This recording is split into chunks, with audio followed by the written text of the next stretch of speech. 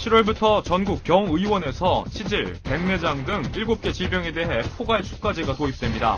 종합병원은 내년 7월부터 적용됩니다.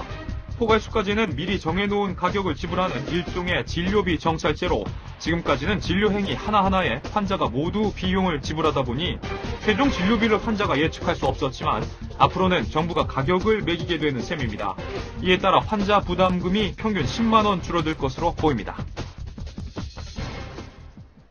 자, 전문 기자죠? 이진환 기자 나오셨습니다. 자, 안녕하세요. 포괄수가제 뭐 말씀은 좀 어렵습니다만, 이게 좀 일정한 수술이라든가 이런 것에 대해서 7개 항목에 대해서는 이제 정해놓은 대로 이제 국가가 고시한 대로 비용을 지불하면 된다 이런 내용인데, 이게 7월부터 시행이 된다죠? 네, 맞습니다. 7월부터 시행을 하는데, 전국 전 병원이 아니라 일부, 예를 들어서 30에서 99 병상의 병원급과 네. 또 의원급은 30병상 이하를 말합니다. 작은 병원이요? 예, 작은 병원에서 전면 시행되고요.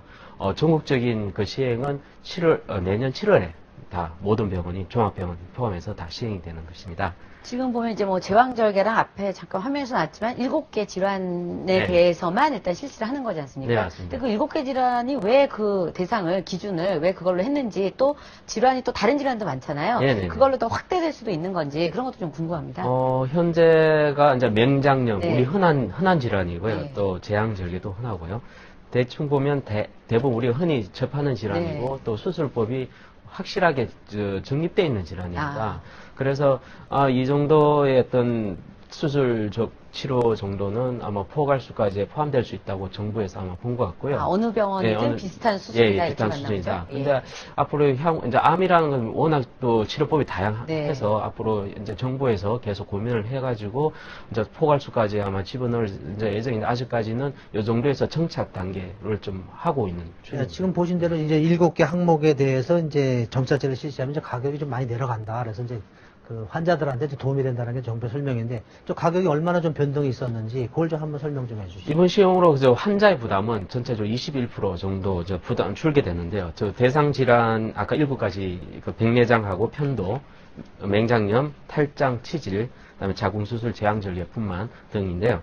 이 중에서 가장 많이 감소하는 것이 바로 탈장입니다. 탈장이 27%, 즉 탈장의 평균 진료비가 30만 원 정도였는데 환자가 내는 돈은 21만 9천 원 정도로 약 27%가 줄게 되는 것이고요. 이제 두 번째가 이제 제왕절개, 또 분만, 백내장, 자궁수술 21% 감소 등이 이런 순으로 이렇게 보시면 될 것 같습니다. 사실은 저게 이제 좀 쉽게 설명을 아까도 말씀해 주셨지만, 이게 병원마다 같은 가격을 하면 가격 정찰제다 이렇게 생각하시면 이제 이해하기는 일단 쉬울 것 같은데요. 네네. 그 부분에서 제가 조금 걱정이 됐던 거는, 어쨌든 이게 수익도 내야 되지 않습니까? 병원도 네네. 이제 뭐 어쨌든 활동을 해야 되니까. 그러면은 진료를 할 때 좀 싸게, 좀 저렴하게 진료를 하고 그 액수 내에서 수익을 남겨야 되니까 네네. 환자 입장에서는 제대로 진료를 혹시 못 받지는 않을까, 더 좋은, 더 비싼 검사를 받아야 되는데 일부러 그 검사를 안 시키는 게 아닐까, 이런 또 우려가 들 수도 있거든요. 이 부분은 어떻게 되나요?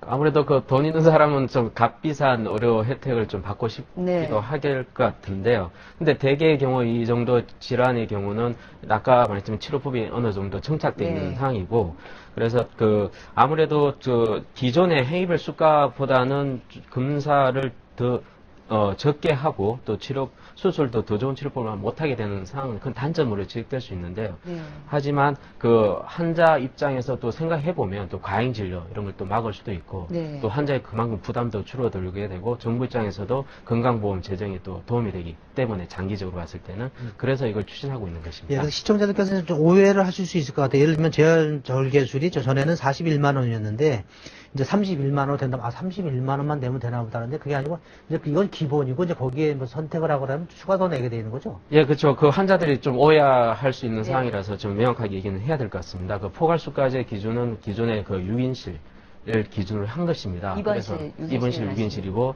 네. 선택 진료에 대한 가격도 포함이 되지 않았습니다. 그래서 네. 환자가 만약에 1인실이나 2인실로 입원하고 싶다 하면 그만큼의 차액, 예, 한 몇십만 될 수도 있고요. 네. 많게는.